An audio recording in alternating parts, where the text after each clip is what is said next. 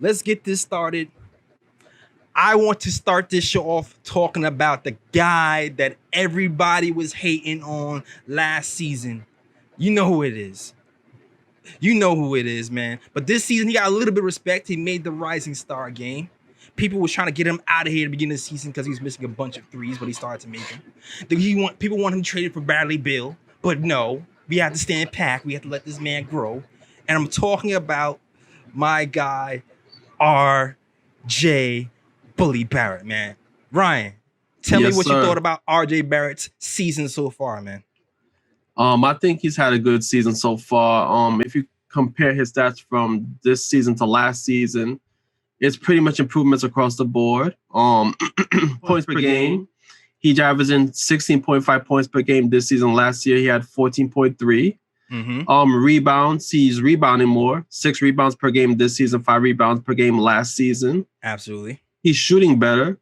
44% from the field. Last season, he only shot 40%. He's also shooting better from 3-point range as well. All across the board better. Hell yeah. Let's go, RJ. 35% this season, 32% this season. And with RJ, it's like, with some players, they usually, work on a skill set, and they're like, and then you see them like improve in like one area, but they don't improve in like, several other areas. But RJ, you can see there's an improvement with his whole game. You know what I mean? Like, he's definitely shooting better in the mid-range. He's shooting better from 3. I feel like the game has slowed down for him. He's actually like surveying the court more, making more, doing more playmaking. Right. He's reading situations better. He's learning to know when to pass, when to shoot, when to drive to the basket, etc. So I think overall RJ is having a really good season. Now you're right about that. And they always reference these cleaning the glass stats all the time, Ryan, especially when we had that early show. We comparing RJ Barrett to Jimmy Butler. And we was like, this is what he has to do to get to Jimmy Butler-esque level. He has to improve the mid-range. He's done that. Last season, according to Cleaning the Glass, he shot 18%. In the 18th percentile, the 18th percentile from the short mid-range this year, 46 percentile. Long mid-range, he shot 23 percentile last year. This year, 45 percentile. All over from the 3-point line, he's way better. He's 32%, 35%. And what's more impressive is the way he started, because what I love about RJ Barrett is that no matter what happens, he just seems even kill. And you already know from the jump, he's going to be a hard worker and he's going to have tunnel vision and he doesn't get rattled. And let's be honest, Ryan. The start of the season was not kind for RJ Barrett. He started not at all. Yeah. Like he started off high. If we played the Pacers all year, it might have been one thing because he was lighting up the Pacers like 11 to 15 from 3, and especially in that first few games coming out the gate. Yeah. But as time went on, he missed 21 straight threes for a game stretch, for like a few week stretch, and the fans turned on. Yeah. But ever since then, he's been hitting at a 40% clip since January 1st. And people were like, oh, well, people started to think even that was just a stretch and it was going to taper off just because he had 1 or 2 bad games. But when you take a look back and you realize, like, wow, this is not the only thing he's improving on. His free throw has improved. And that's usually, I always say this, is that's the first indicator that you're going to be a good shooter, is that your free throw percentage improves. Facts. Right? And he's shooting around that 75 percentile from the free throw line. So he's been doing that. And once he starts to do that, you can start to see the rest of his game, his shooting game is starting to fill out. I also kind of believe that, believe it or not, I think quickly being here, Ryan. I think quickly being here actually affected his game a little, like on a positive end. Okay. On the positive end, because if you notice the way quickly runs pick and rolls, he puts his body back into a player to gain some space, buys him some more time before he hits his floater. I started to notice that RJ started to do that. Yeah. Towards like the middle of the season. You know what I mean? Yeah. And even his stats around the rim in general had just gotten leaps and bounds better. Yeah, most definitely. And especially because that mid range and that 3-point shot opened him up to even going to the rim a little bit better. You know what I mean? Mm-hmm. Even his technique, man, he has a go-to move now. Like he has his go-to move where he accelerates and swoops to the hoop and kind of goes under the defense, and has his like a little scoop shot. The shot that he almost missed, he missed the game winner on. You know what I mean? Yeah. Like he's starting to even develop some pet moves. On top of that, I'm starting to see his handle improve. That's something that we didn't like last year. Like he's turning the ball over. His handle has improved a lot. His passing has improved as well. I do feel like it dipped a little bit. I do feel like he was doing a little more higher level reads in the beginning of the season. He was kind of like passing it to the 3-point shooters on the side. Yeah. And towards the end, it started to just be more simple wraparound passes. So I do think he can improve on that level. But all in all around, RJ Barrett has just been pause. RJ Barrett has just been better in every single category, period. You know what I mean? Yeah, pretty much. Mm-hmm. I don't know if you have anything to add to that, but I mean, not really. Like I said, like overall game has improved. I mean, of course, there's areas where he could improve, like you said, but overall, like I've been impressed with this game, and I mean, from here on, like I just see him going up. Like because I mean, for him to take the jump, for him to make the jump he made from the first season to the second season, that's a great sign that he has the potential to become an all-star player in the future. Nah, I agree with you there. Do you think, is there anything you feel like he should be working on to improve on the second part of the season?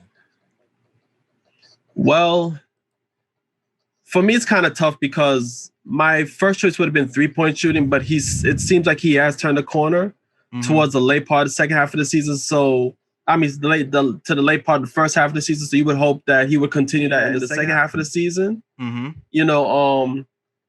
would say playmaking, but again, like towards the end of the first half, like it seemed like he was starting to get it. Right. So I would like him to continue with the playmaking, continue to take his time, play at his pace, and read the defense and just make the proper play. And his mid range has improved. I still feel like maybe he could improve a little bit more finishing at the basket, even though that has improved as well. Yeah, but I mean overall, like it's hard for me to really nitpick RJ Barrett because he has made improvements in like pretty much almost everywhere. Like every single facet of his game, it seems like he has improved. Yeah, no, you're definitely right about that. And for me, for RJ, what I want to see from RJ, I think has more to do with the coach than RJ for me.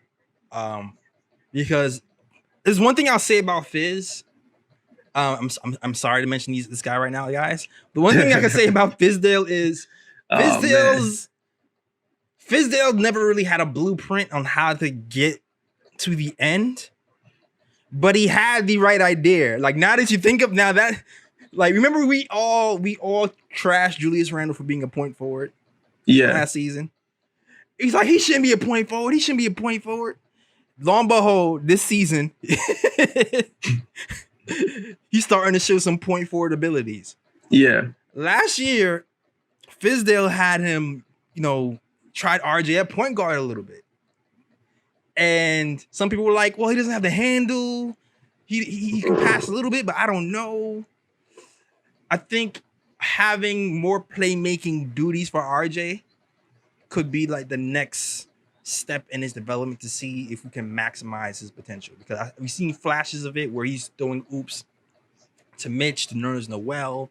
We've seen flashes of it when he's being trapped at the top of the 3-point line. He's making the correct reads to pass out of double teams to cutters. So the intuition is there, the passing is there, the skills are there, but for him to develop that side of his game, I do feel like the coaching has to push him that way.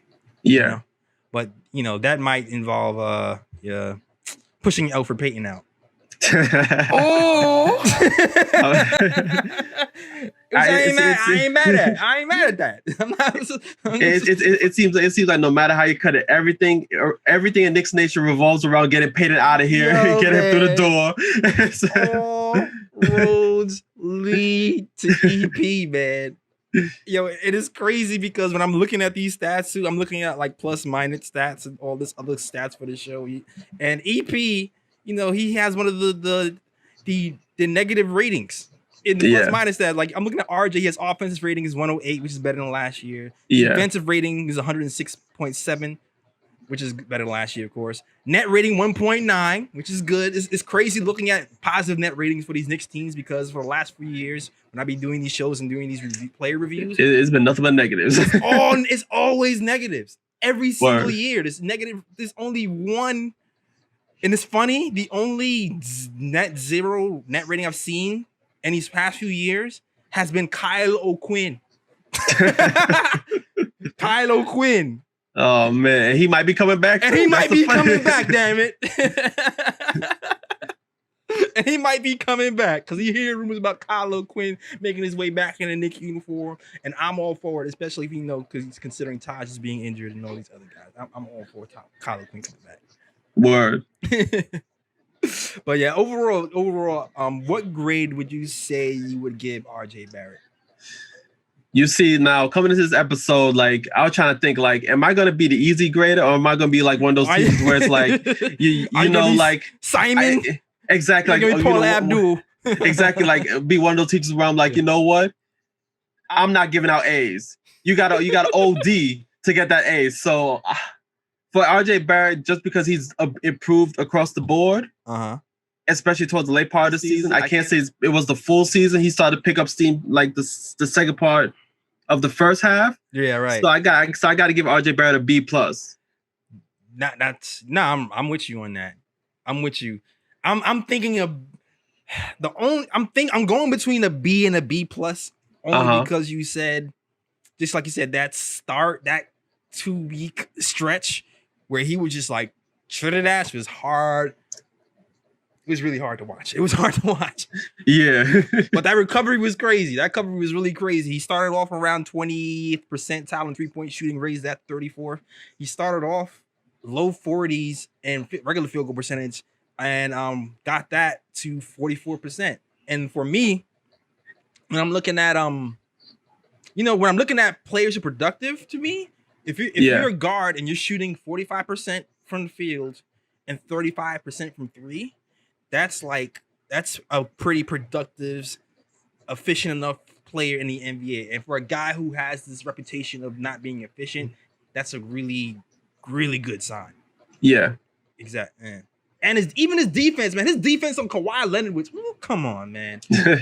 Like, the sky's the limit, man. His defense has improved a lot as well, man. Exactly. It's gone underrated. Absolutely. That's why I'm like, when you look at RJ Barrett, it's like, damn, where can he really improve? Like, my man's made improvement across the board. It's like, damn. Handles, jump shot, everything, man. Yeah. Well, salute, chat. Let me know, man. Let me know, what is your grade for RJ Barrett? I'm gonna settle on a B. I'm settling on a strong. You know what? No, I'm gonna give you a B+. I'm gonna give him a B+.